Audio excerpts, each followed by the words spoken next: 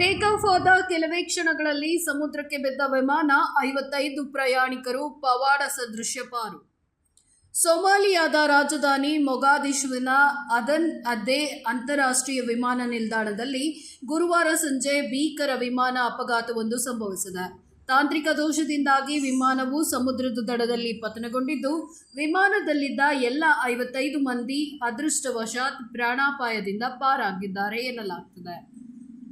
ಸ್ಟಾರ್ಸ್ಕಿ airlines ಸಂಸ್ಥೆಗೆ ಸೇರಿದ ಈ ವಿಮಾನವು ಮೊಗಾದಿಶುವಿನಿಂದ ಸೊಮಾಲಿ ನಗರವಾದ ಗುರಿಯಲ್ಗೆ ಪ್ರಯಾಣ ಬೆಳೆಸಬೇಕಿತ್ತು. ಈ ವಿಮಾನದಲ್ಲಿ 50 ಪ್ರಯಾಣಿಕರು ಹಾಗೂ 5 ಮಂದಿ ಸಿಬ್ಬಂದಿ ಇದ್ದರು.